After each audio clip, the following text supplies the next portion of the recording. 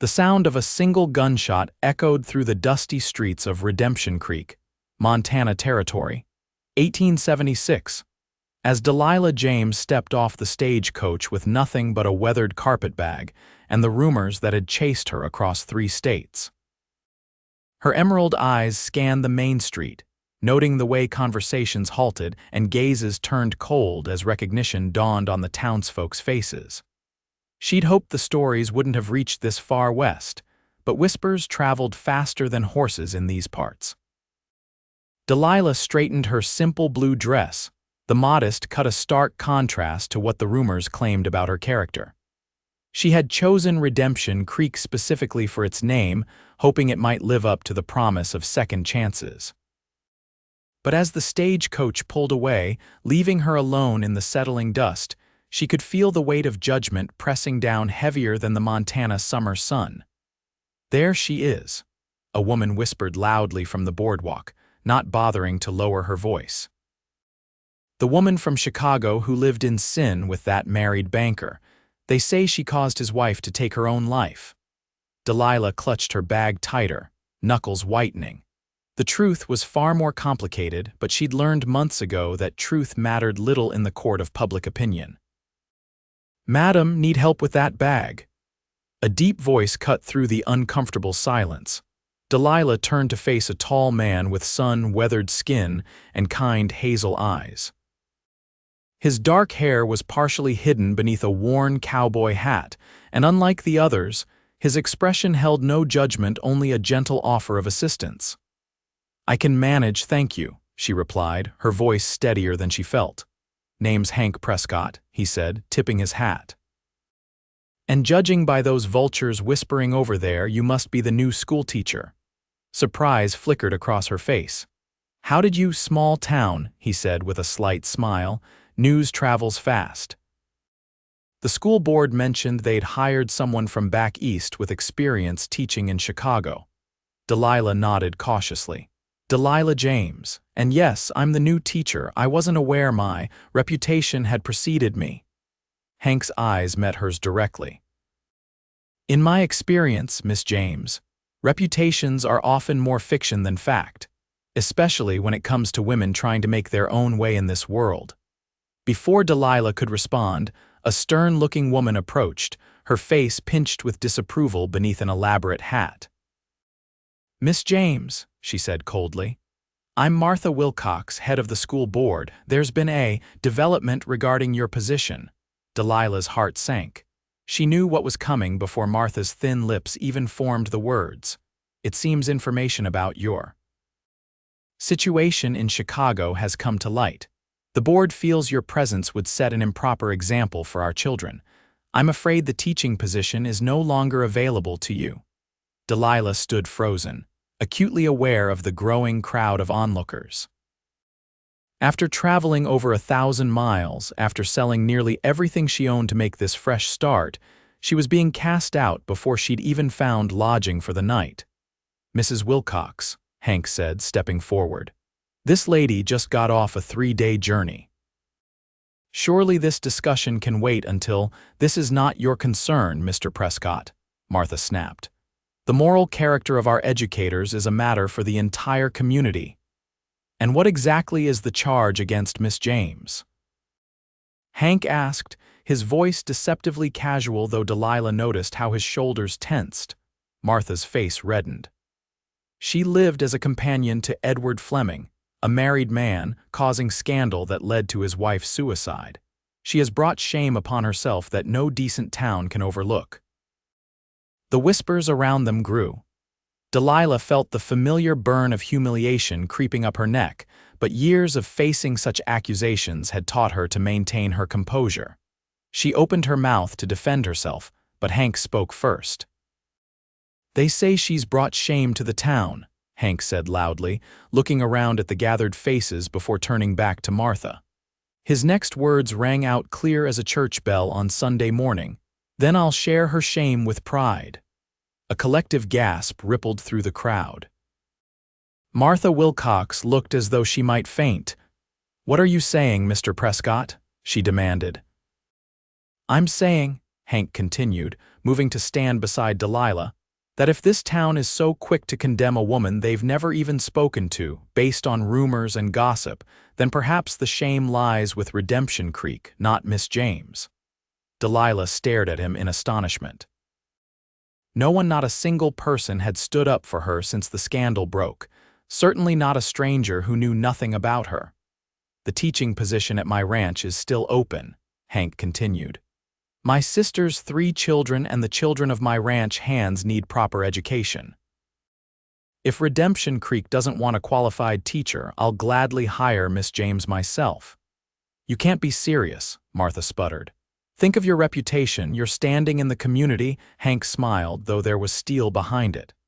"My reputation can withstand a few wagging tongues, Mrs. Wilcox.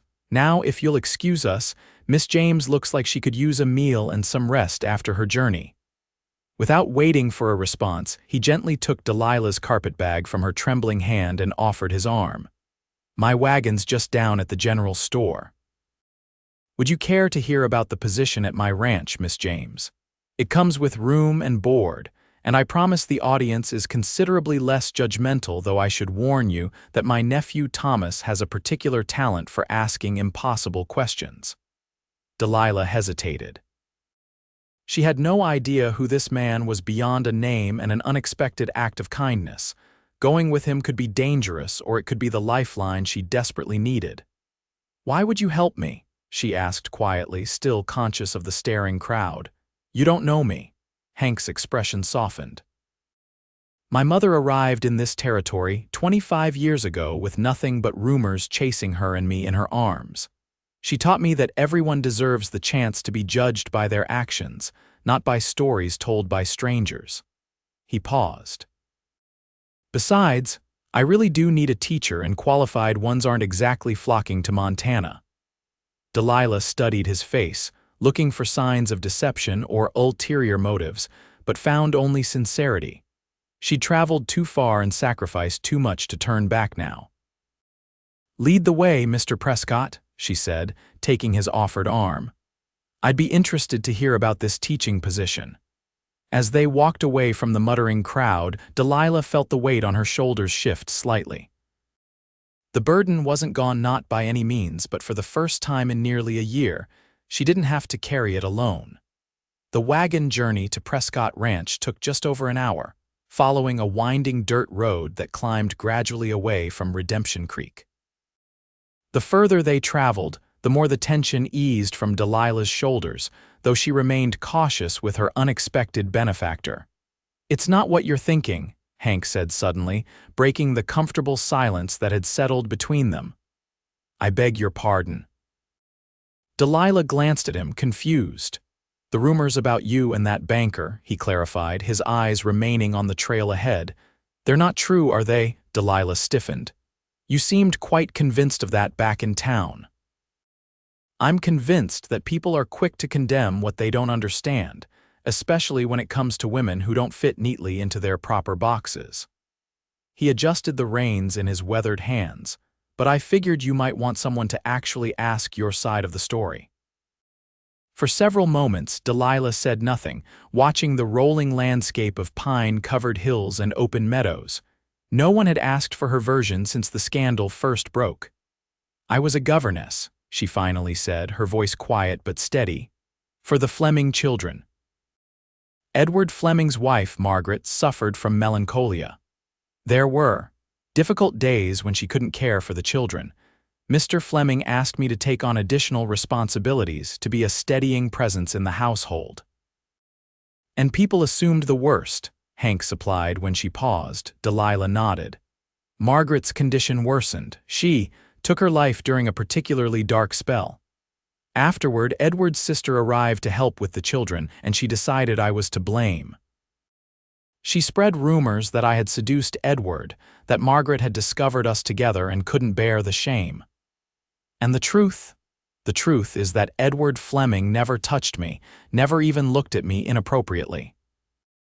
The truth is that I spent months trying to help a desperately unhappy woman find reasons to live, and I failed." Delilah's voice cracked slightly. "But that truth didn't matter. The rumors spread, and suddenly no respectable family in Chicago would hire me. When I saw the advertisement for a teaching position in Montana Territory, I thought, I hoped I could start fresh. Hank was quiet for a long moment. "I'm sorry," he finally said, "for what happened to Mrs. Fleming and for what happened to you afterward. Neither seems fair." The simple acknowledgement nearly undid her composure. Delilah blinked rapidly, refusing to give in to tears. "Thank you for asking," she said instead. "Most people prefer the scandalous version. Most people prefer simple stories where they can easily identify heroes and villains," Hank replied. "Real life is rarely so obliging." As they crested a hill, Prescott Ranch came into view, a sprawling property nestled in a verdant valley with mountains rising in the distance. The main house was a substantial two-story structure built of sturdy logs with a wide porch wrapping around the front. Several outbuildings dotted the property, and in the distance, Delilah could see cattle grazing on the hillsides. "It's beautiful," she breathed, momentarily forgetting her troubles. "Been in the family since my father staked his claim in '51, Hank said, pride evident in his voice. "Started with just 20 acres and a one-room cabin. Now we're running close to 500 head of cattle on 3,000 acres. As they approached the house, 3 children burst through the front door, followed by a slender woman with Hank's same hazel eyes and dark hair streaked with silver at the temples. "Uncle Hank's back," shouted a boy of about 10 racing toward the wagon, "and he's brought a lady." Added a younger girl, her eyes wide with curiosity. Hank chuckled as he brought the wagon to a stop. "Miss James, allow me to introduce the terrors you'd be responsible for educating." He pointed to each child in turn. Thomas, age 10 and too smart for his own good, Eleanor, 8 going on 30, and little James, who's 6 and the sweetest of the bunch when he's not covered in mud. The children gathered around the wagon, staring up at Delilah with undisguised curiosity. "Are you going to be our teacher?" Eleanor asked boldly. "Uncle Hank said he was going to find us one in town today. Children, give the poor woman a chance to catch her breath," said the older woman, approaching the wagon. "Hank, I wasn't expecting you back with company." Hank jumped down from the wagon and offered his hand to help Delilah descend. "Rose, this is Miss Delilah James. Miss James, my sister, Rose Cooper." Delilah nodded politely, suddenly aware of her travel-worn appearance. "It's a pleasure to meet you, Mrs. Cooper." Rose's eyes were kind but assessing. "Likewise, Miss James, I take it my brother has mentioned the teaching position." "He has, though we haven't discussed any details yet. There was some unpleasantness in town," Hank explained to his sister. The school board rescinded their offer to Miss James before she'd even had a chance to set down her bag. Understanding dawned in Rose's eyes. "I see. Well, you must be exhausted from your journey. Why don't you come inside for some refreshment and we can discuss the position properly?" As they walked toward the house, little James tugged at Delilah's skirt. "Can you read stories?" he asked earnestly. Our last teacher couldn't do the different voices. Despite everything, Delilah found herself smiling genuinely. "I happen to be quite accomplished at story voices," she told him. "Especially for bears and dragons." James's face lit up. "Dragons are my favorite." The inside of the Prescott home was surprisingly refined for a frontier ranch. The main room featured comfortable but well-made furniture, bookshelves lined with volumes, and several landscape paintings that spoke of Rose's feminine influence. Delilah was shown to a guest room to freshen up a small but clean space with a narrow bed, a washstand, and a window overlooking the mountains. When she rejoined the family downstairs, Rose had prepared a light meal of cold chicken, bread, and preserves. The children peppered Delilah with questions about Chicago, Eastern schools, and whether she knew how to ride a horse. "Not very well," she admitted, causing Thomas to declare he could teach her. After the meal, Rose took the children outside to their chores, leaving Delilah alone with Hank to discuss the teaching position. "The arrangement would be straightforward," he explained. "Room and board here in the main house plus $30 a month. You'd teach the children 5 days a week reading, writing, arithmetic, history, and whatever else you deem important. 2 of my ranch hands have children as well, bringing your total to 7 students ages 6 to 12. That's a generous wage, Delilah said, surprised. Education matters out here, Hank replied simply. These children won't inherit an established world like back east. They'll be building one. That requires knowledge. Delilah considered the offer. It was more than fair, and she desperately needed the position. But there was still the matter of her reputation. Mr. Prescott, while I appreciate your kindness, I must ask, aren't you concerned about what the town will say? About having someone of my questionable reputation living under your roof, teaching your family's children? Hank leaned back in his chair, studying her thoughtfully. Miss James, I've spent my entire life in this territory. I've seen good men hanged on suspicion and scoundrels celebrated as heroes. I've long since learned to make my own judgments about a person's character. And what judgment have you made about me? She asked softly. That you're a woman who's faced adversity with dignity, that you care enough about your profession to travel across the country for it. And that you took the time to answer a 6-year-old's question about dragons when most people would have been too preoccupied with their troubles. He smiled slightly. Those seem like fine qualities in a teacher to me. Delilah felt something warm unfurl in her chest, something that felt dangerously like hope. Then I accept your offer, Mr. Prescott, and I'll do my best to ensure your faith in me isn't misplaced. I don't doubt it for a moment, Miss James. Hank rose from his chair.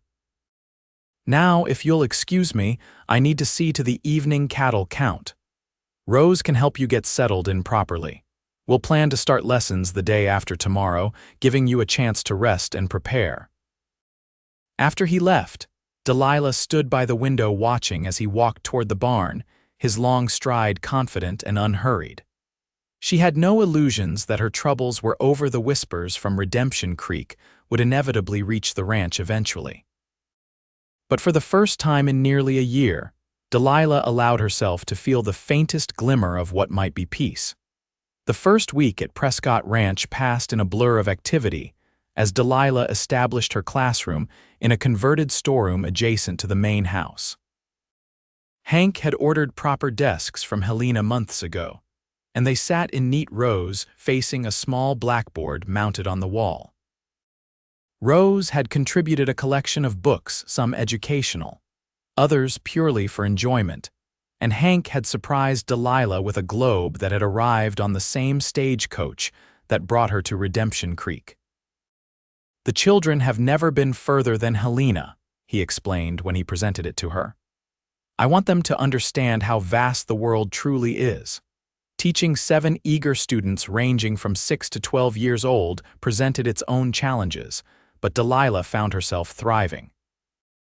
She developed a system where older children helped instruct younger ones while she moved between different lesson groups. Thomas, Hank's oldest nephew, showed a remarkable aptitude for mathematics, while Alina revealed herself to be a voracious reader who had already worked her way through most of the family's book collection. On Saturday morning, a week and a day after her arrival, Delilah rose early and found herself alone in the kitchen. She had just put coffee on to boil when the back door opened, and Hank entered, his shirt damp with sweat from early morning chores. Miss James, he said, seeming surprised to find her there. You're up with the birds. Old habits, she replied with a small smile. At the Fleming household, I was expected to rise before the family to review the day's lessons. Well, no such expectations here, Hank said, removing his hat and hanging it on a peg by the door. Though I won't turn down coffee if you're offering. Delilah poured 2 cups and they sat at the kitchen table, a comfortable silence settling between them as the house remained quiet around them. The children seem to be taking to your teaching, Hank observed after a while.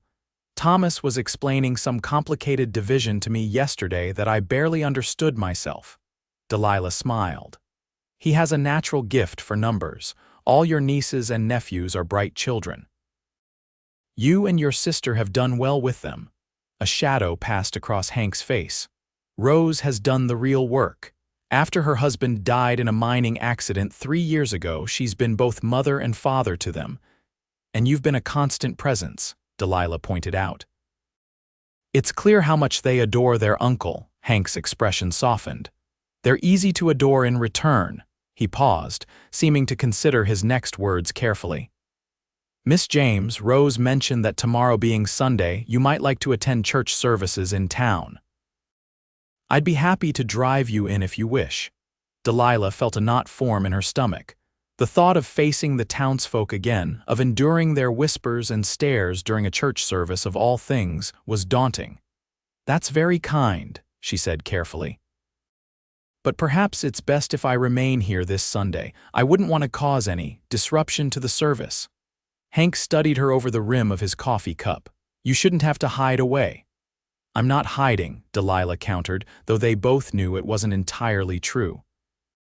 I'm simply being practical. My presence would only serve as a distraction from worship. The way I see it, Hank said slowly, if folks are so busy judging their neighbors that they can't focus on their prayers, that's between them and the Almighty. He set down his cup, but I won't press you. The invitation stands whenever you're ready.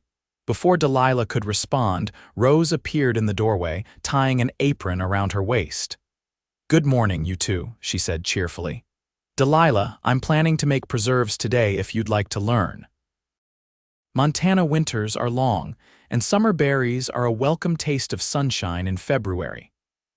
I'd be delighted, Delilah said, grateful for the change of subject. The day passed pleasantly with Rose teaching Delilah the art of preserving the wild berries that grew abundantly on the ranch's property.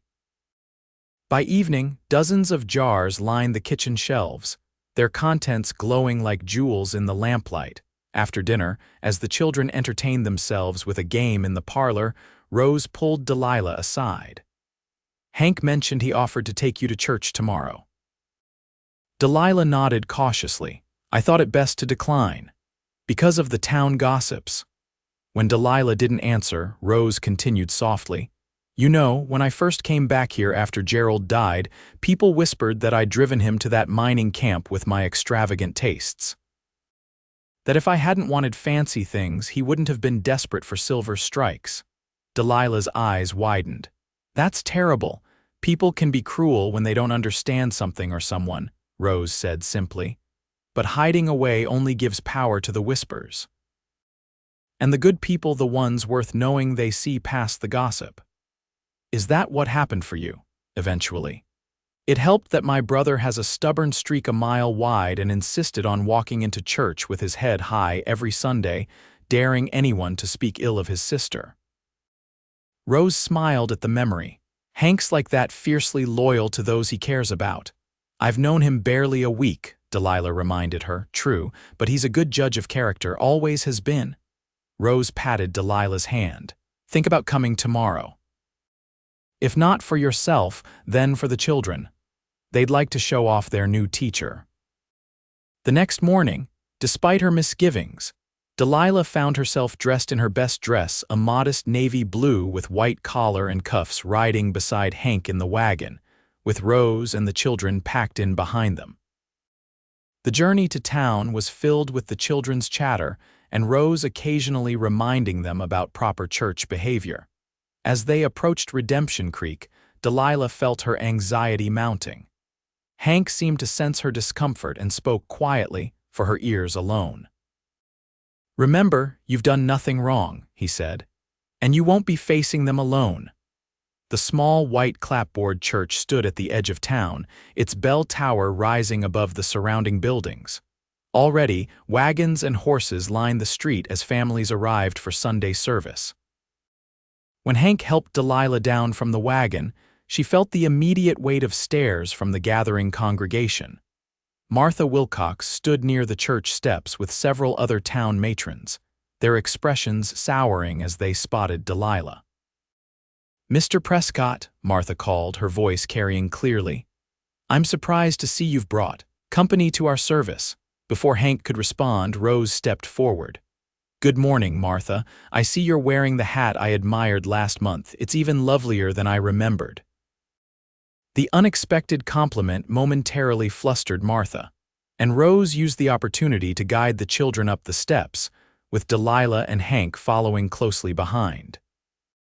Inside the church, Hank led them to a pew near the middle, not hiding in the back, but not confrontationally placed at the front either.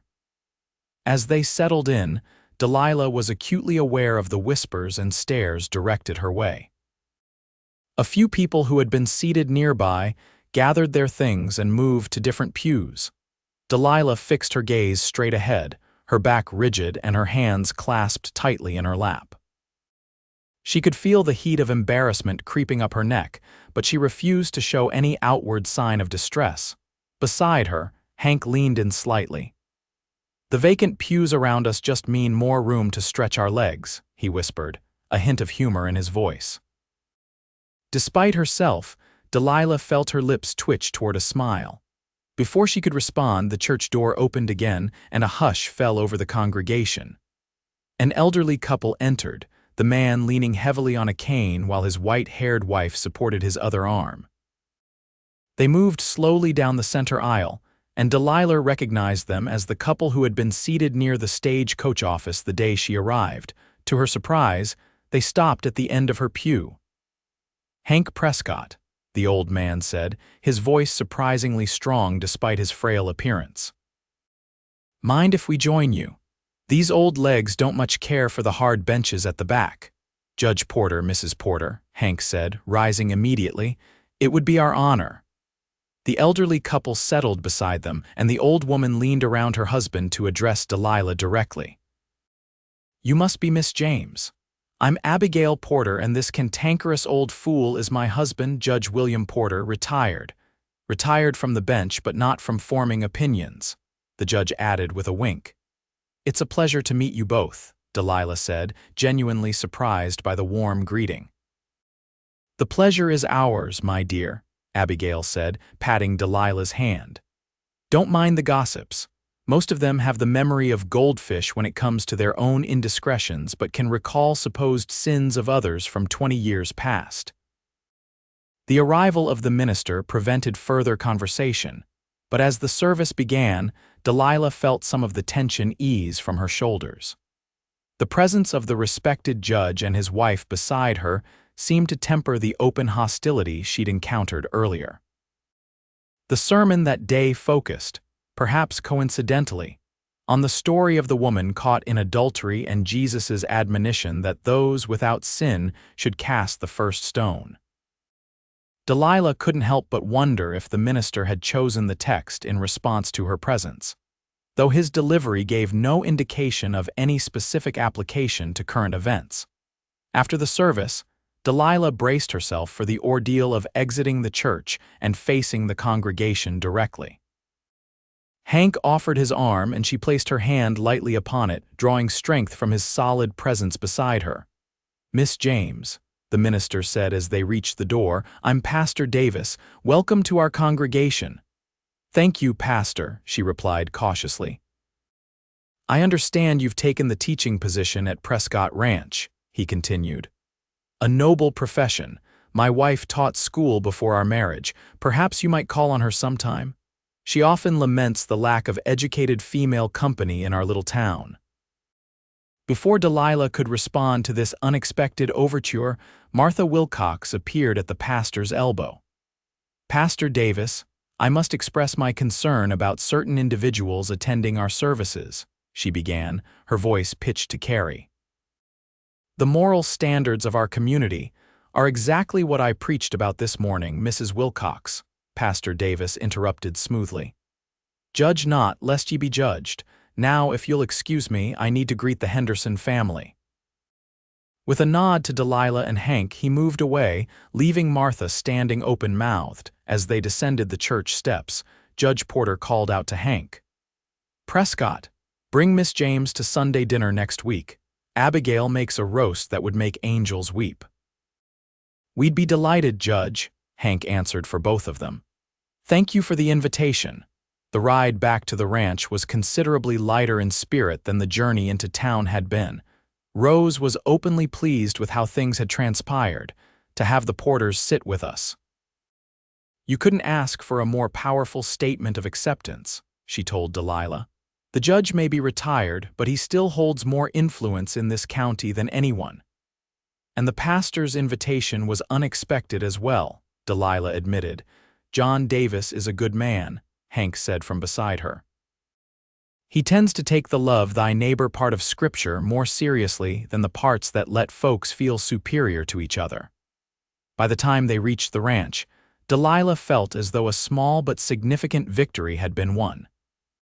The road ahead would still have its challenges, but for the first time, she dared to believe that Redemption Creek might eventually live up to its name.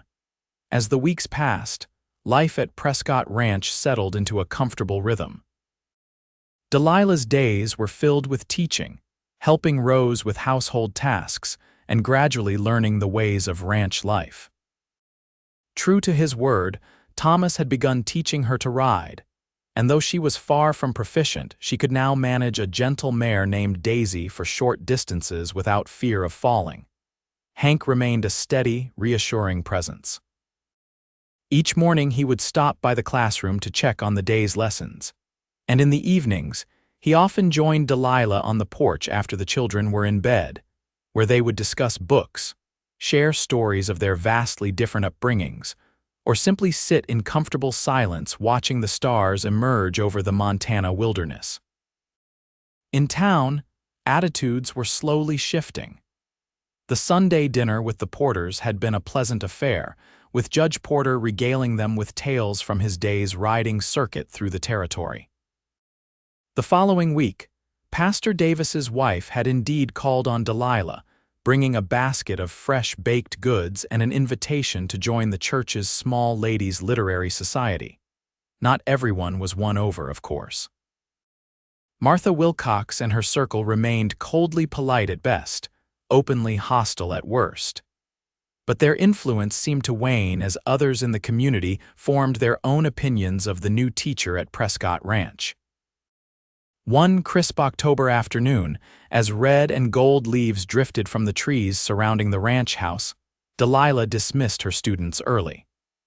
The first snow of the season was predicted, and the children were eager to help with final preparations for winter. Delilah remained in the classroom, organizing materials for the next day's lessons when a knock at the door drew her attention. Hank stood in the doorway, holding something behind his back. "Mr. Prescott," she said with a smile, "what brings you here in the middle of the afternoon?" "I thought you'd be securing the north pasture with the men. Finished early," he replied, stepping into the room, "and I wanted to give you something before the snow flies." From behind his back, he produced a beautiful leather-bound book. Delilah took it with careful hands, running her fingers over the embossed cover. "Folk Tales and Legends of the American West. For story time," Hank explained.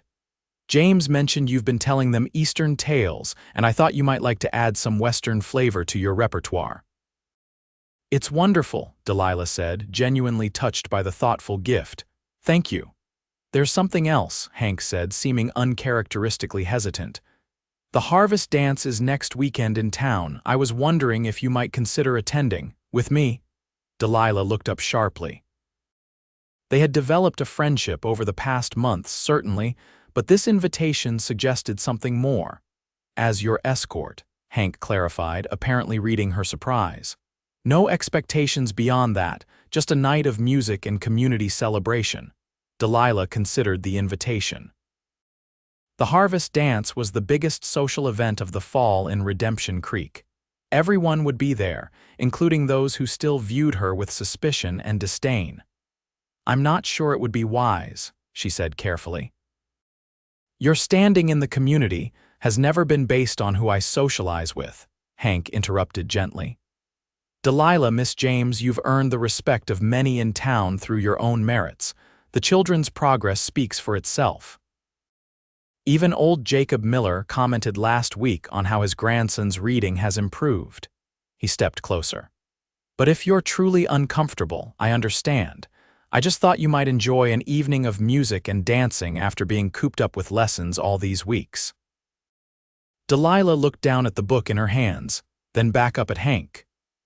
In the month since she'd arrived, he had never asked anything of her, had never expected gratitude for his initial intervention or ongoing support.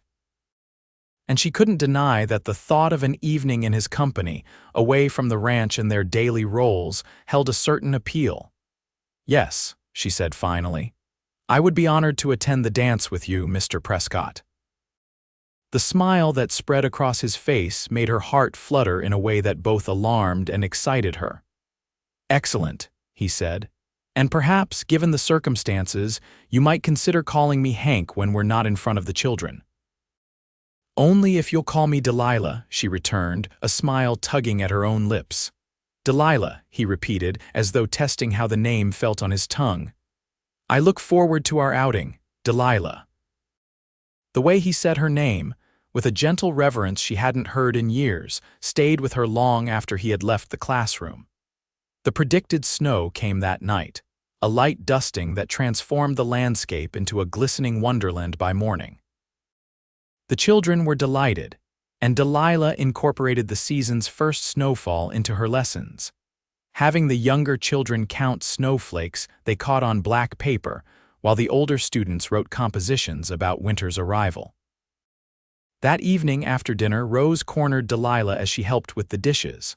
"So," Rose said with a knowing smile, "my brother tells me he's escorting you to the harvest dance." Delilah felt her cheeks warm. "He was kind enough to invite me, yes."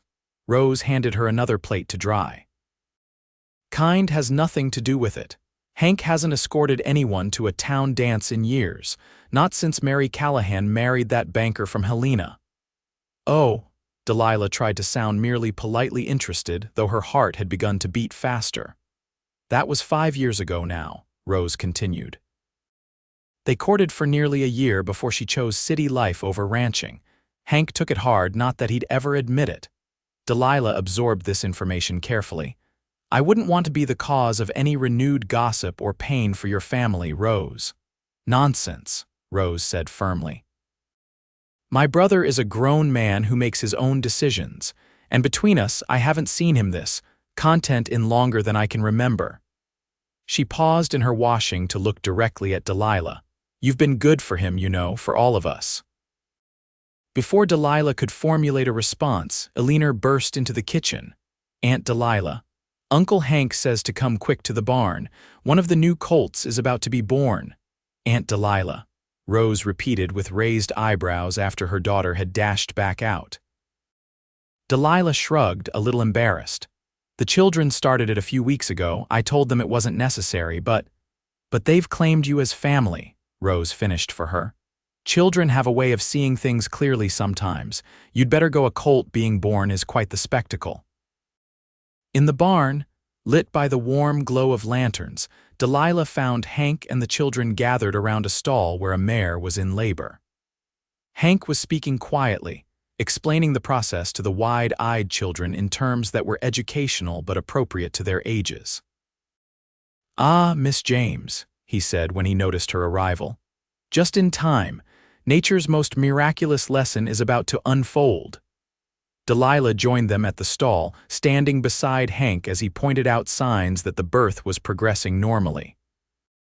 His shoulder brushed against hers as he leaned in to whisper additional context that wasn't suitable for younger ears. And Delilah found herself acutely aware of his proximity, of the woodsy scent that clung to his clothes, of the warmth radiating from his tall frame. When the foal finally emerged, slick and struggling into its new world, a collective gasp of wonder rose from them all.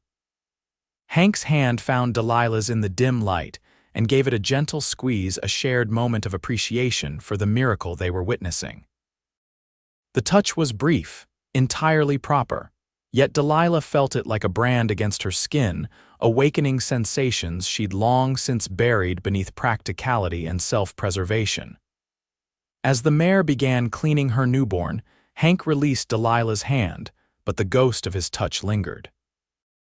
"Life goes on," he murmured, for her ears alone. "No matter what storms come, life finds a way to continue, to renew itself." Delilah met his gaze in the lantern light, understanding that he wasn't just speaking about the horses. "Yes," she agreed softly, "it does." The night of the harvest dance arrived with clear skies and crisp autumn air that carried the scent of pine and wood smoke. Rose had insisted on helping Delilah prepare, lending her a rust-colored silk shawl that complemented Delilah's best dress, a deep green wool that brought out the color of her eyes.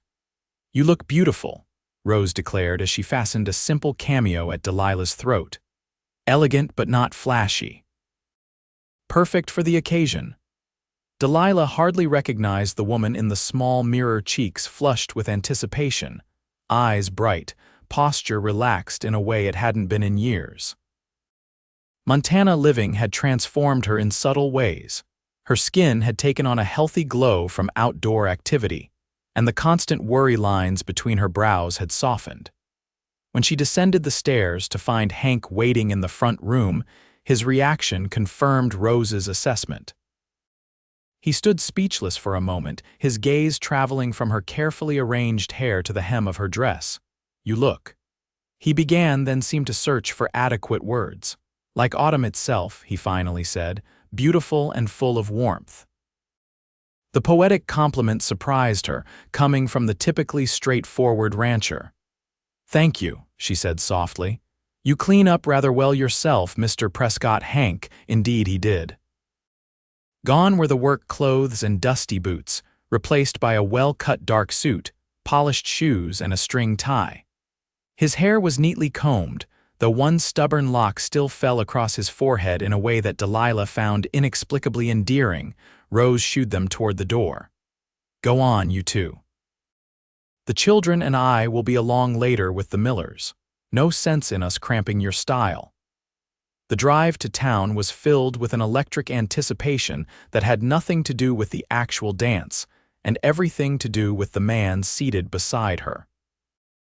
Delilah found herself stealing glances at Hank's profile in the moonlight, admiring the strong line of his jaw and the quiet confidence with which he handled the horses. "I should warn you," he said as they approached the outskirts of town, "that while many folks have warmed to you these past months, there may still be some who disapprove of our friendship." "I'm well aware," Delilah assured him. "I've grown accustomed to disapproving glances. They hurt less with each passing day." "They shouldn't hurt at all," Hank said with sudden fierceness. "Not a single person in that town has the right to judge you." Delilah placed her hand lightly on his arm. "But they're human, Hank. Judging others is often easier than examining one's own heart." He covered her hand with his own, his touch warm through the fabric of her glove. "When did you become so wise and forgiving?" "Around the same time I realized that bitterness would only poison my own spirit, not those who wronged me." The town hall had been transformed for the occasion with autumn decorations, dried cornstalks, pumpkins, and paper lanterns creating a festive atmosphere.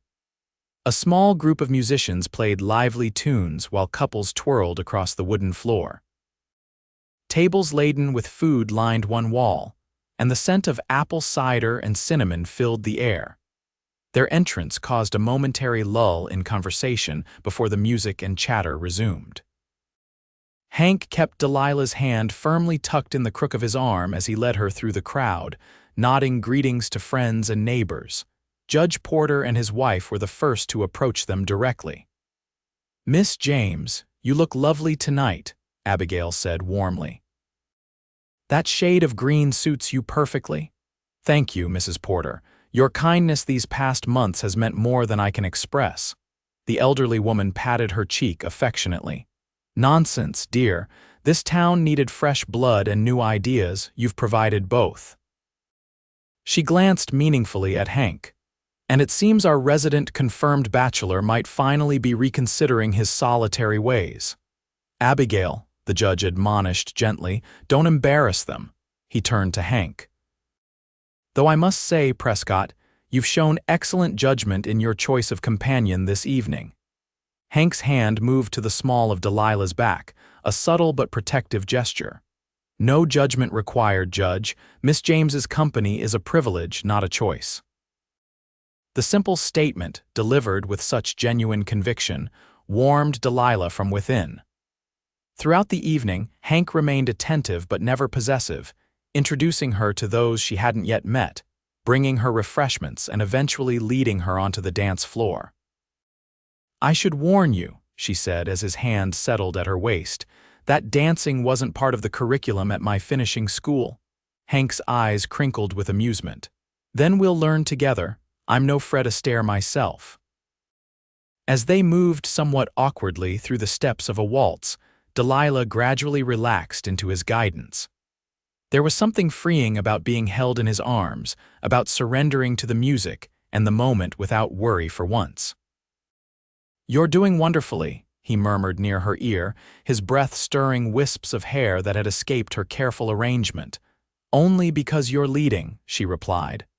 "A good partnership is like that," Hank said, "supporting each other's strengths, compensating for weaknesses."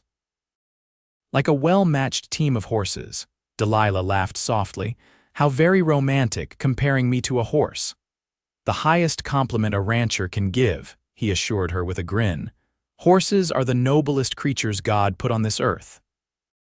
As the evening progressed, Delilah noticed Martha Wilcox and her circle watching them with disapproving expressions from across the room. When the music paused and Hank went to fetch them fresh cider, Martha approached, her face set in determined lines. "Miss James," she said coldly, "I see you've managed to entangle Hank Prescott in your web. I wonder if he knows the full extent of your history in Chicago." Delilah met her gaze steadily. "Mr. Prescott knows everything about my past, Mrs. Wilcox. I've never hidden the truth from him." "The truth as you tell it, perhaps." Martha's voice dripped with insinuation. "I've written to connections in Chicago. I expect a more complete accounting of your scandal any day now." Before Delilah could respond, another voice joined the conversation. "Martha Wilcox, aren't you ashamed of yourself?" Pastor Davis's wife, Emma, stepped between them. "Ambushing a young woman at a community celebration with your poison," Martha drew herself up indignantly. "I merely wish to protect a respected member of our community from what? A qualified teacher who has brought nothing but good to the Prescott children." Emma shook her head. "Your concern would be more convincing if you hadn't spent the last 20 years reveling in every misfortune to befall your neighbors." Several nearby conversations had stopped as people turned to watch the confrontation. Delilah felt mortification creeping up her neck. "Ladies," she began, hoping to diffuse the situation, "perhaps this isn't the appropriate time." "No, it certainly isn't," came Hank's voice as he returned with their cider. "Mrs. Wilcox, if you have concerns about Miss James's character, I suggest you take them up with me directly, rather than attempting to humiliate her at a public gathering." Martha's mouth tightened. "I was only attempting to cause pain to someone who has done you no harm," Hank finished for her.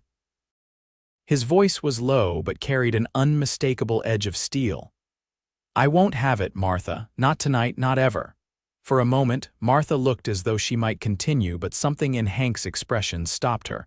With a huff, she turned and retreated to her circle of friends. "I'm sorry about that," Emma Davis said, squeezing Delilah's hand. "Martha's bark is worse than her bite, and there are far more of us who welcome you than those who don't." After Emma had moved away, Delilah turned to Hank. "Perhaps we should leave," she suggested quietly.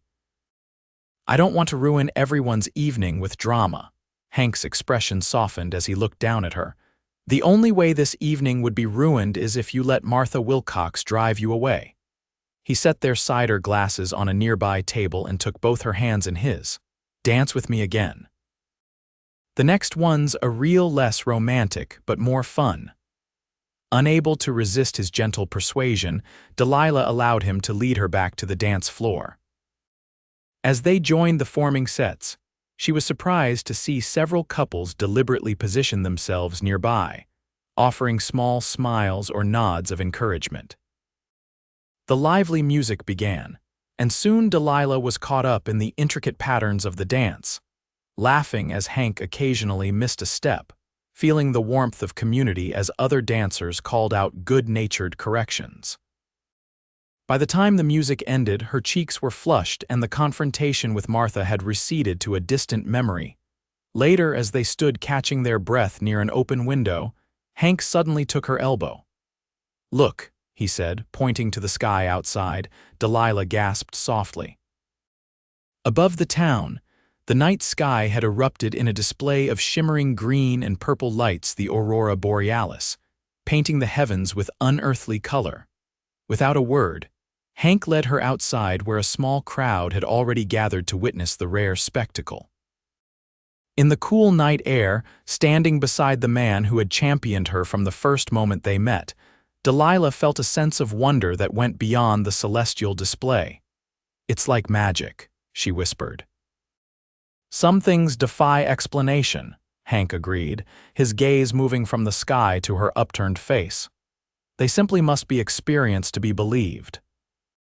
In that moment, with the northern lights dancing above them and the music drifting out from the hall behind them, Delilah felt something shift between them, a crossing of some invisible boundary from friendship into something deeper and more profound. Hank's hand found hers in the darkness, their fingers intertwining with natural ease. Neither spoke, both understanding that words were inadequate for the emotions unfurling between them like the lights across the sky, beautiful, mysterious, and utterly transformative. Winter descended on Montana territory with a fierce determination, bringing howling blizzards that sometimes kept the residents of Prescott Ranch housebound for days at a time. The classroom became a haven of warmth and learning, with lessons often extending beyond the traditional subjects to include practical skills like knitting and wood carving that could occupy idle hands during the long, dark evenings. Despite the harsh conditions outside, Delilah had never felt more at home. The months since the harvest dance had seen a subtle but significant evolution in her relationship with Hank. Nothing improper had occurred. He was unfailingly respectful of her position and reputation, but there was a new intimacy in their conversations, a tenderness in his gaze when he thought she wasn't looking, a lingering of his hand against hers when passing the bread basket at dinner. Rose had noticed the change, of course. One snowy afternoon, as they worked side by side mending clothes by the fire, she broached the subject directly. "My brother is in love with you," she said matter-of-factly, her needle never pausing in its rhythmic movement through the fabric of Thomas's torn shirt, Delilah's hands stilled in her lap. "Rose, you don't need to say anything," Rose continued calmly. "I'm merely stating what anyone with eyes can see, and what I see in your face when he enters a room tells me the feeling isn't one-sided." Heat crept into Delilah's cheeks. "It would be inappropriate for me to find happiness," Rose interrupted gently. "To love a good man who clearly adores you, to consider building a life here with us. I'm employed as the children's teacher," Delilah reminded her. "And my reputation is no longer the issue it once was," Rose finished for her. "Most of the town has come to know you for who you truly are, not who Martha Wilcox tried to paint you as. And as for being the children's teacher," she smiled softly, "there are other arrangements that could be made should circumstances change." Before Delilah could formulate a response, the front door burst open, bringing a swirl of snow and a red-faced Hank stamping the ice from his boots. "Ladies," he greeted them, unwinding his scarf. "Quite the storm brewing out there. I've secured the livestock, but I don't think anyone will be going anywhere for at least 2 days." His gaze lingered on Delilah, a warm smile spreading across his face despite his obvious exhaustion. "How are today's lessons progressing?" "We're studying the Oregon Trail," Delilah replied, her voice steadier than her racing heart. "The children are creating maps of the journey." "A fitting lesson for a blizzard day," Hank observed, moving to warm his hands by the fire. "Reminds us to be grateful for solid walls and a good roof." That evening after dinner, with the children engaged in a raucous game of charades under Rose's supervision, Hank invited Delilah to join him in his study, a small room off the main parlor that housed his business records and personal library. "I have something for you," he said, closing the door partway for privacy while still remaining visible from the main room. "An early Christmas gift of sorts.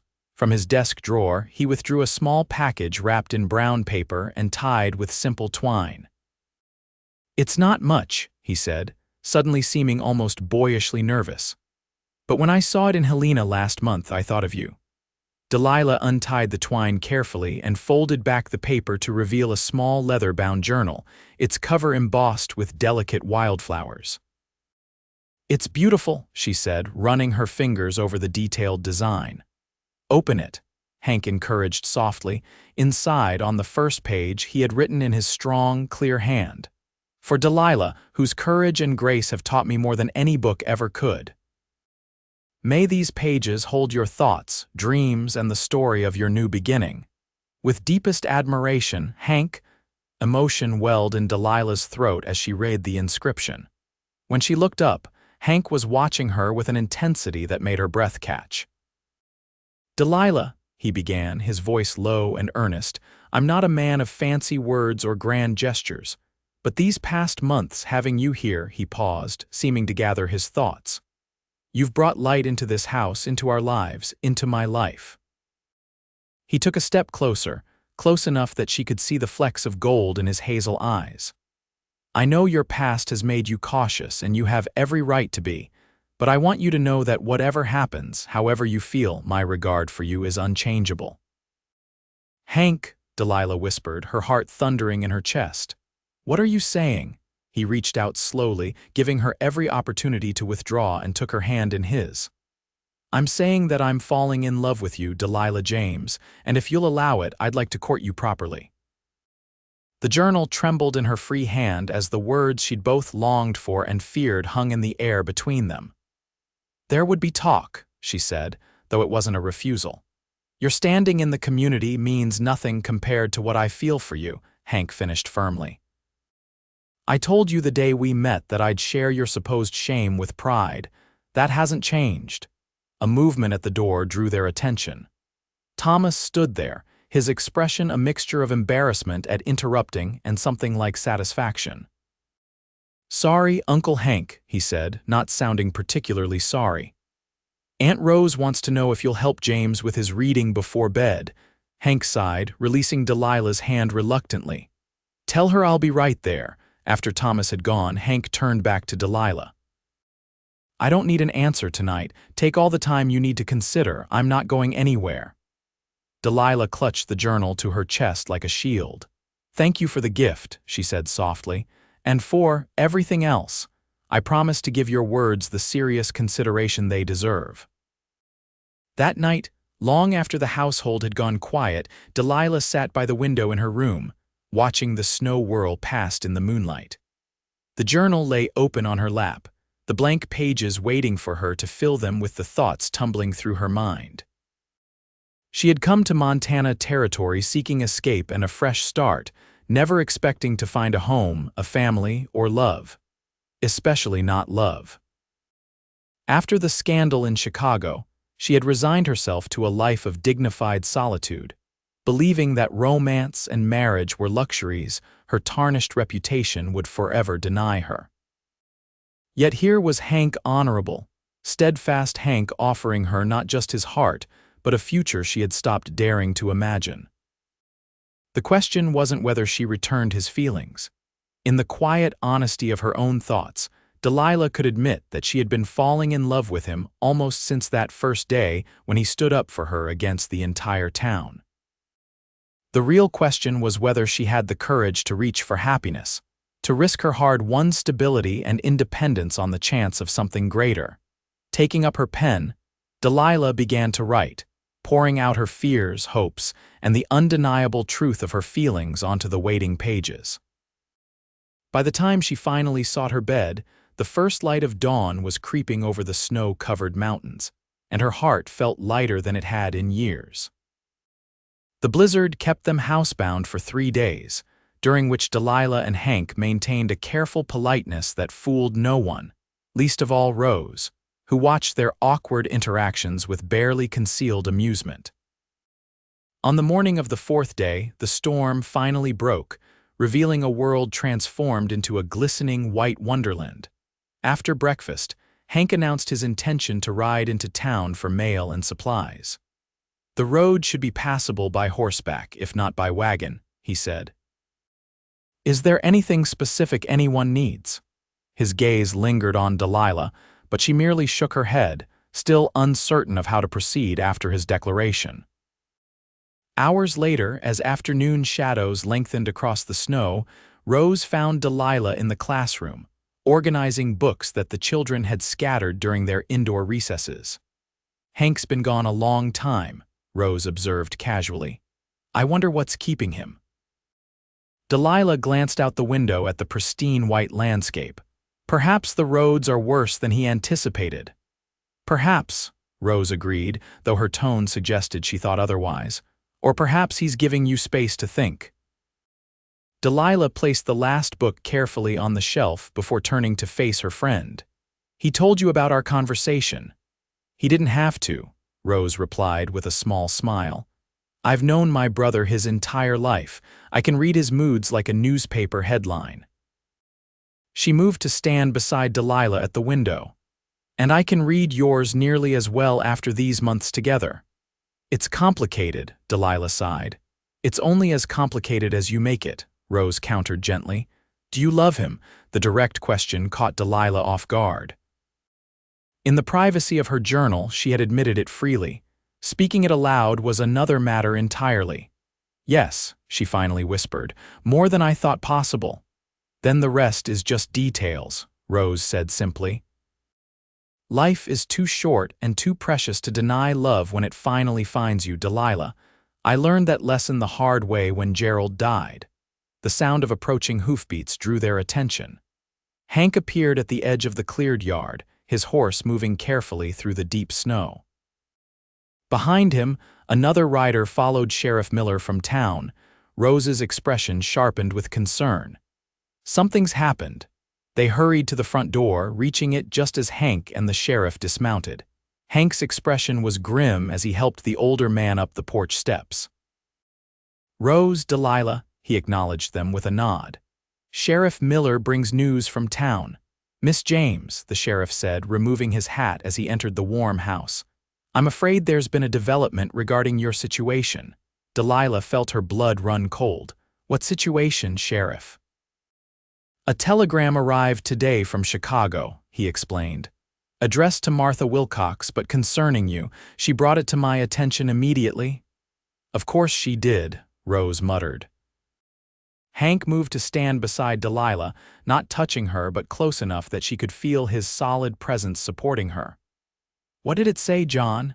Sheriff Miller reached into his pocket and withdrew a folded paper.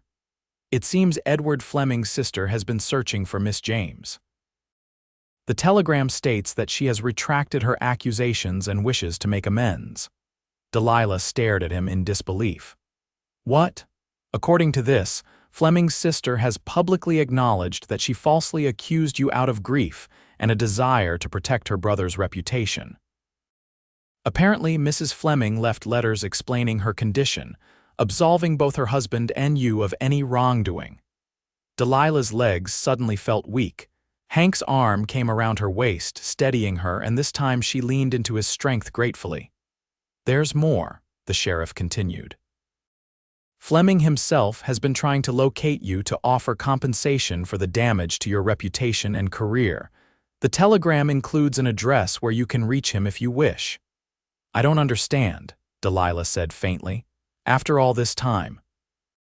"Sometimes truth takes the scenic route," Sheriff Miller said with unexpected wisdom, "but it usually arrives eventually." Rose took the telegram from him. "Have you shown this to others in town?" "Martha Wilcox wanted it read at a town meeting," the sheriff admitted. "I told her that wouldn't be appropriate. This information belongs to Miss James first and foremost." "Thank you, John," Hank said sincerely, "for bringing this directly to us." After the sheriff had departed, declining Rose's offer of refreshments in favor of returning to town before dark, the three of them sat in the parlor, the telegram lying on the table between them like a live coal. "What will you do?" Rose finally asked. Delilah looked at the paper, still struggling to process the implications. After nearly 2 years of living under a cloud of scandal and whispers, to have her name cleared so suddenly, so unexpectedly, was almost too much to comprehend. "I don't know," she admitted. "I never expected vindication." "You could return to Chicago," Hank said quietly, his face carefully composed. "Resume your former life. The Fleming family clearly wants to make amends, possibly financially as well as socially." The thought had occurred to her as well, but even as it formed, Delilah knew it wasn't what she wanted. Chicago represented a past she had already mourned and laid to rest. "My life is here now," she said, looking first at Rose and then, with more significance, at Hank. "If you'll still have me." Rose's face broke into a wide smile. As if that was ever in question, Hank's expression remained guarded. "Delilah, I don't want you to feel obligated to stay because of what I said. This news changes things. You have options now that you didn't have before." Delilah studied him, realizing with sudden clarity that this proud, honorable man was afraid that she might choose a return to civilization over the life he could offer her on a remote Montana ranch. "Hank Prescott," she said firmly, rising from her chair and moving to stand before him. "The only thing this news changes is that now I can accept your offer to court me without worrying that I'm damaging your reputation by association." Hope flickered in his eyes. "You mean, I mean that I love you," she said simply. "I have for months." And no telegram from Chicago or anywhere else could change that fact. For a moment, Hank seemed frozen in place. Then, with a movement almost too quick to follow, he stood and gathered her into his arms, lifting her clear off the floor in an embrace that left no doubt of his feelings. "I thought I might lose you," he murmured against her hair. "That you might want to go back." "Never," Delilah assured him, her arms wrapped around his neck. "My future is here, with you if you'll have me." From across the room came the sound of a discreet throat clearing. They turned to find Rose rising from her chair, a smile playing at her lips. "I believe I hear the children needing my assistance upstairs," she said, though no sounds were actually coming from above. "Take your time. Dinner won't be for another hour." After Rose had gone, Hank set Delilah gently back on her feet but kept his arms loosely around her waist. "I meant what I said the other night," he told her earnestly. "I want to court you properly." Delilah smiled up at him, feeling lighter than she had in years. "I would like that very much. But first," he bent his head slowly, giving her every opportunity to pull away. When she didn't, he pressed his lips to hers in a kiss that was gentle but filled with promise. When they parted, both a little breathless, Hank rested his forehead against hers. "I've wanted to do that since the harvest dance," he admitted. "Why didn't you?" she asked, her fingers playing with the hair at the nape of his neck. "Because you deserve to be certain," he said simply. "Certain of your own heart, and certain that my regard had nothing to do with pity or some misguided sense of chivalry." Delilah's heart swelled with emotion. "And now," Hank smiled, the corners of his eyes crinkling in the way she had come to cherish. "Now, Miss James, I intend to spend every day showing you exactly how much you are loved and valued not just by me, but by everyone in this house." From the doorway came a small voice. "Does this mean you're going to marry Aunt Delilah, Uncle Hank?" They turned to find little James watching them with wide eyes, a wooden toy horse clutched in his small hand. Hank chuckled, keeping one arm around Delilah's waist as he addressed his nephew. "That depends on whether she'll have me, sport. These things take time to decide properly." James considered this seriously. "But you love her, right? Thomas says you do." "Thomas is very observant," Hank replied, his gaze returning to Delilah's face. "Yes, I love her very much." "And she loves you back," James stated with the certainty of a child. "She smiles different when you're around, like Mama used to smile at Papa in the pictures." Delilah felt her cheeks warm. "You're a very perceptive young man, James," the boy nodded solemnly. "So you will get married?" Hank glanced at Delilah, his expression a mixture of amusement and apology. "James, sometimes adults need to." "Yes," Delilah interrupted softly, her eyes never leaving Hank's. "Someday, if your uncle asks properly, I believe we will." The joy that bloomed across Hank's face was worth any impropriety in her forthright answer. James let out a whoop of excitement and dashed from the room, presumably to share the news with his siblings and mother. "That wasn't exactly how I planned to propose," Hank said ruefully. "I had something more romantic in mind." Delilah reached up to touch his cheek gently. "There will be time for romance, Hank, but after everything we've been through to reach this point, I find I have little patience for unnecessary delays." "Is that so?" Hank's arms tightened around her waist. "In that case, Delilah James, would you do me the extraordinary honor of becoming my wife? Not just because a 6-year-old is expecting it, but because I cannot imagine my life without you in it." Tears of happiness pricked at Delilah's eyes. "Yes," she whispered, "with all my heart, yes." His kiss this time was deeper, a sealing of promises and a glimpse of the passion they would share as husband and wife. When they finally parted, breathless and a little dazed, the sound of approaching footsteps reminded them that they were still in the family parlor. Rose appeared in the doorway, the children clustered behind her with expectant faces. "Well," she prompted, "is there something you'd like to share with the family?" Hank kept his arm firmly around Delilah's waist as they turned to face their audience. "It seems," he said with mock severity, "that a certain young man has been spreading news before it was officially announced." James ducked his head, though he didn't look particularly repentant. "But in this case," Hank continued, his voice softening, "the news is true. If you'll all have her, Delilah has agreed to become a permanent member of this family."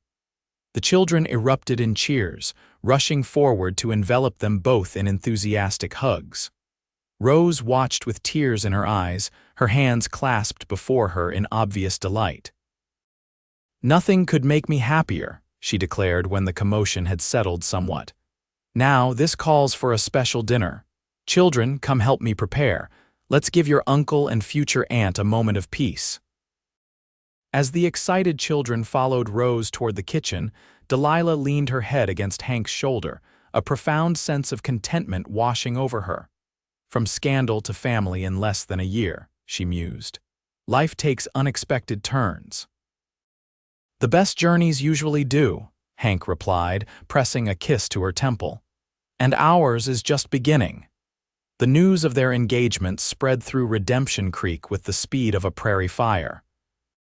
Most reactions were positive. The Porters insisted on hosting an engagement dinner.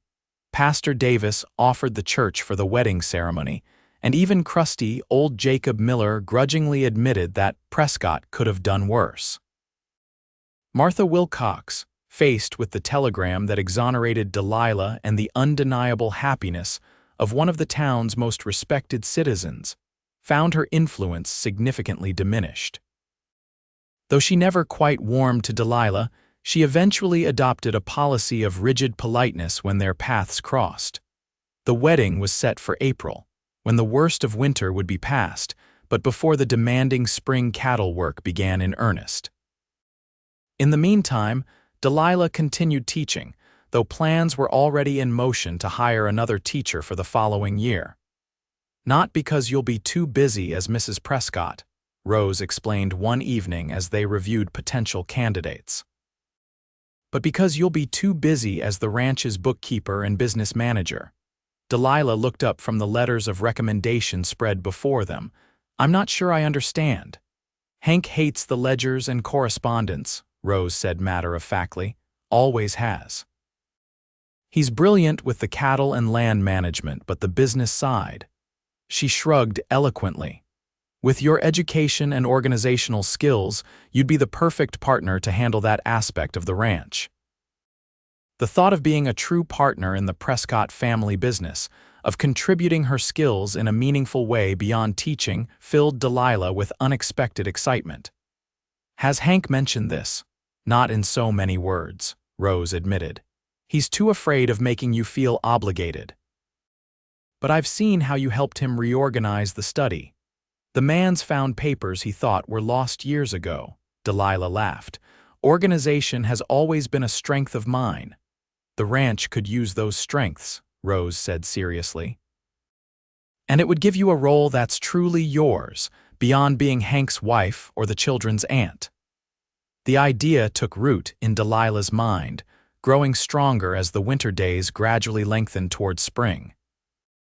One evening in late February, she found Hank in his study, frowning over a stack of invoices with the frustrated expression she'd come to recognize as his bookkeeping face.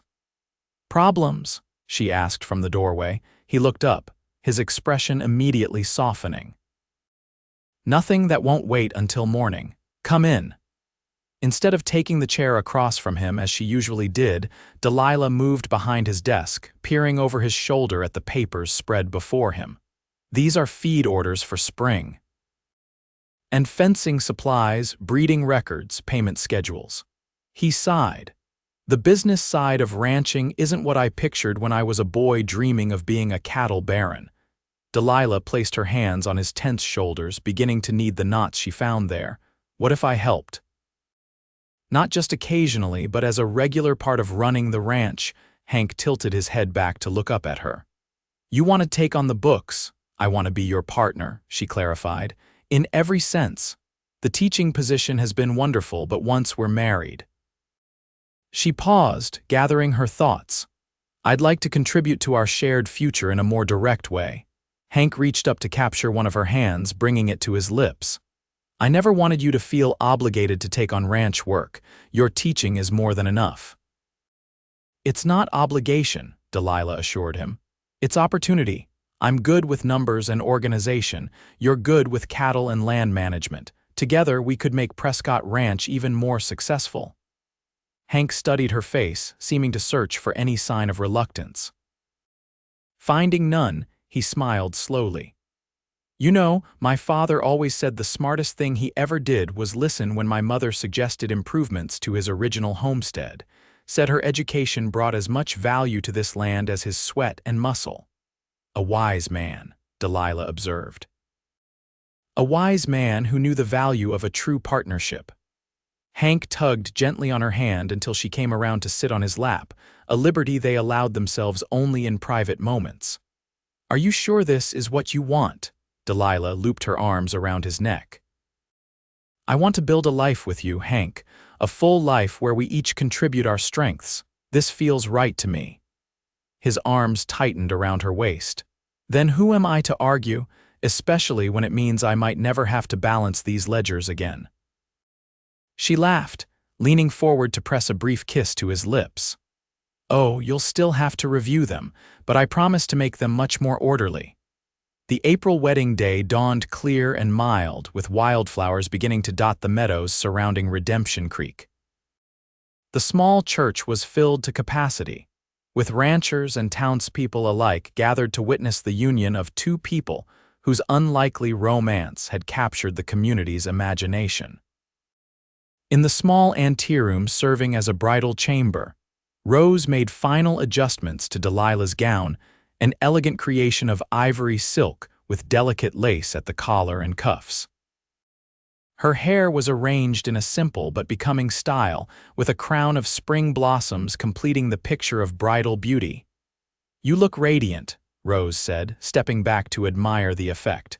"Truly beautiful." Delilah smoothed her hands nervously over the silk.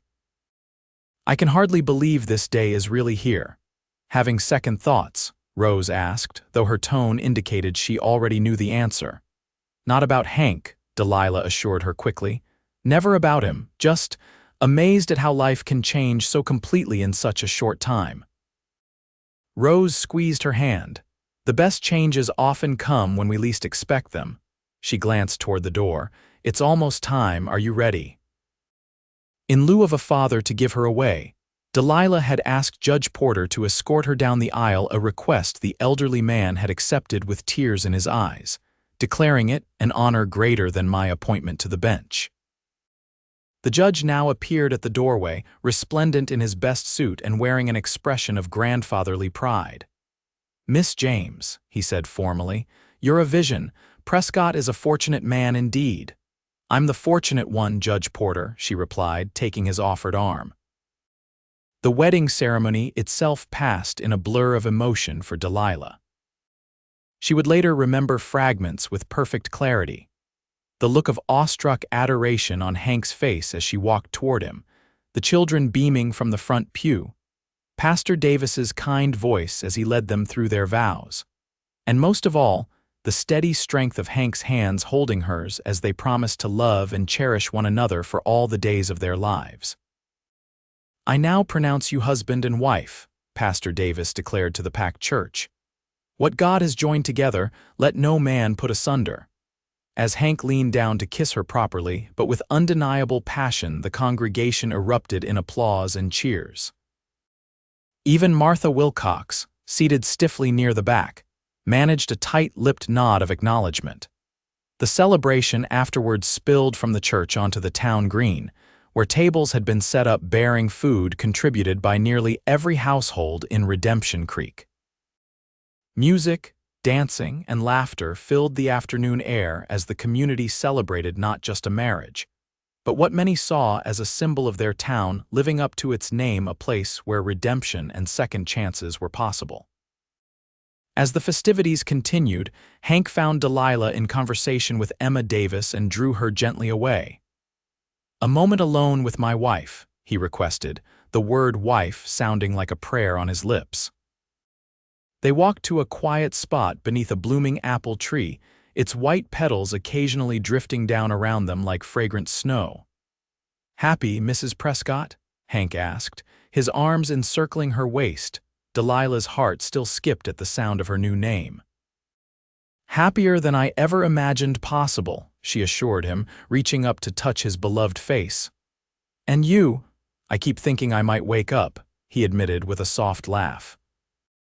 "That this might all be some elaborate dream and I'll find myself back in that empty house, alone with ledgers I can't make sense of and a future that stretched out like an endless plain with no companion to share it. It's real," Delilah promised, rising on tiptoe to kiss him softly. "We're real." "In that case," Hank murmured against her lips, "what would you say to slipping away from our own celebration? I have a surprise waiting at home." "What about our guests?" Delilah asked. Though the idea of private time with her new husband was undeniably appealing, Hank smiled. "Rose is prepared to make our excuses. This party will continue with or without us. There's enough food and drink to last until midnight." The surprise turned out to be a completely renovated master bedroom suite at the ranch house. While Delilah had been staying with the Porters for the week before the wedding, in deference to traditional propriety, Hank and his ranch hands had been working day and night to transform his formerly Spartan quarters. Fresh paint, new curtains that Rose had secretly sewn, a beautiful quilt from the ladies of the church, and a magnificently carved headboard that Hank had commissioned from a craftsman in Helena, all combined to create a space that perfectly balanced masculine and feminine elements. "It's wonderful," Delilah breathed, turning slowly to take in every detail. "When did you find time to do all this?" "I wanted our new beginning to have a proper setting," Hank explained, watching her reaction with obvious pleasure. "But there's one more surprise." He led her to a door she hadn't noticed, partially hidden by a new dressing screen. Opening it revealed a small but well-appointed office space, complete with a desk, bookshelves, and a comfortable chair. "Your domain," Hank said, "for ranch accounts, correspondence, or whatever else you wish. Connected to our bedroom, so you never need to go far from home to do your work." Tears welled in Delilah's eyes at the thoughtfulness of the gift, not just the physical space, but what it represented. His complete acceptance of her as an equal partner in their life and work together. "It's perfect," she whispered, turning to embrace him. "Everything is perfect." Hank's arms tightened around her. "Not everything," he murmured against her hair, "but we'll face the imperfections together just as we'll share the joys."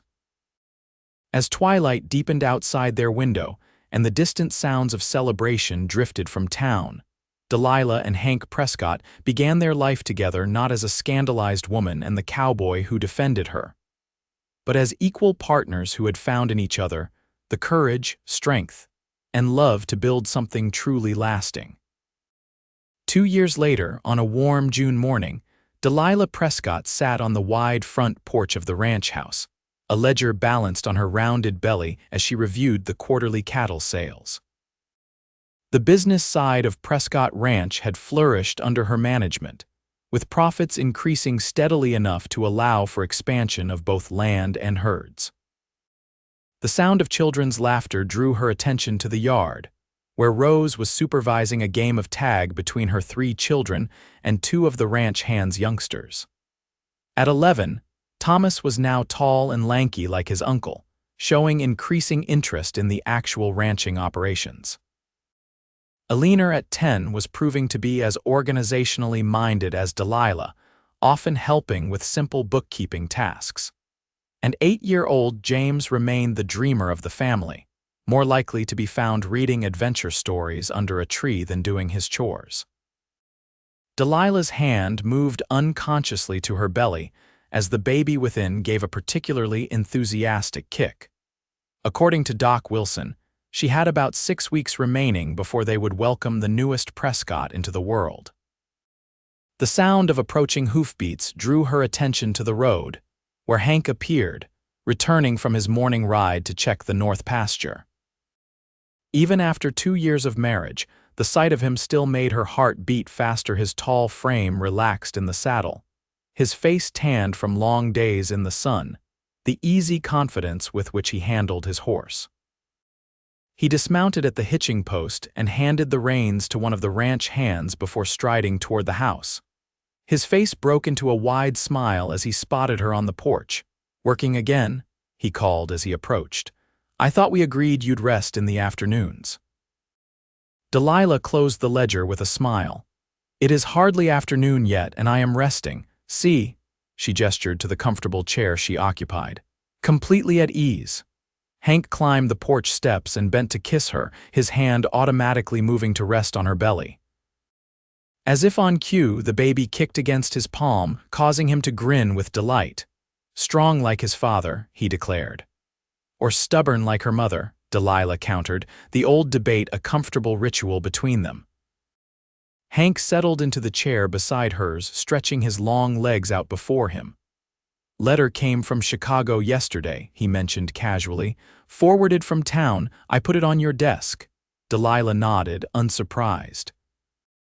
Edward Fleming still wrote occasionally, though the correspondence had grown less frequent as the years passed.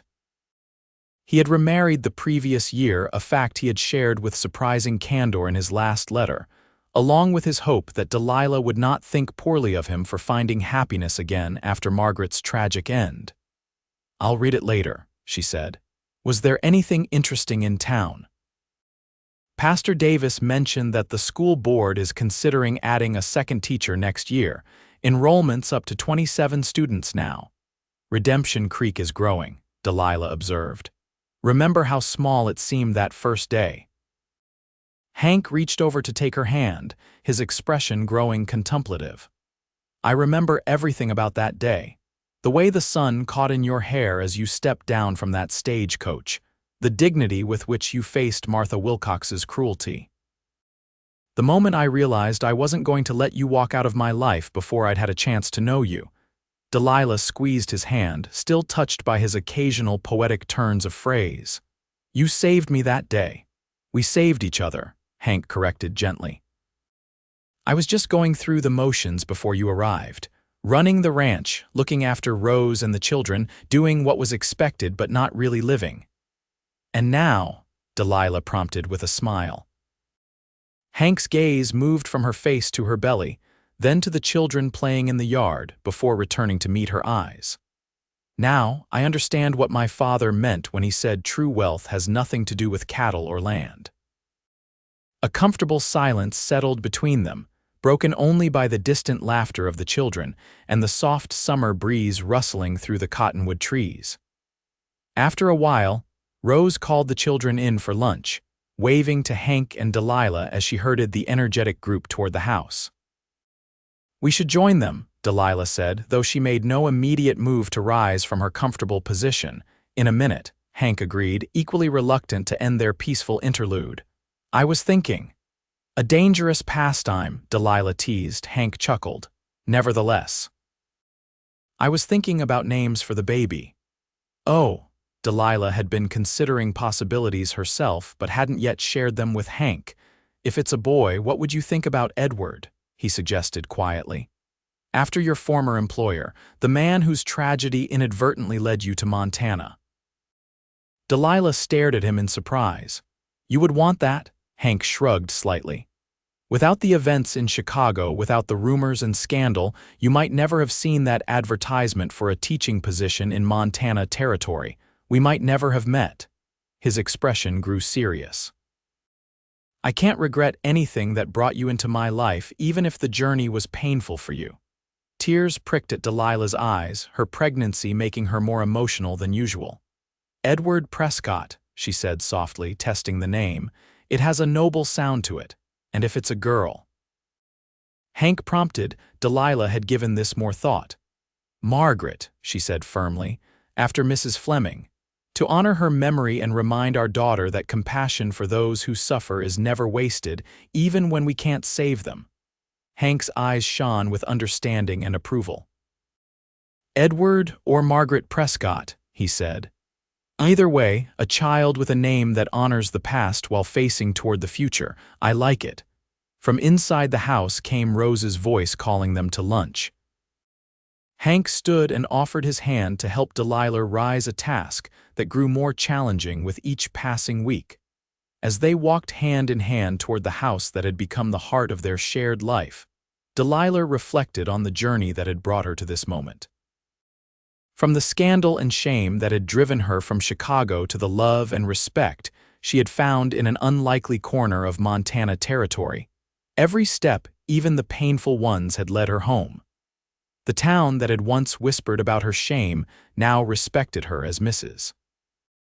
Prescott, teacher, businesswoman, and soon-to-be mother.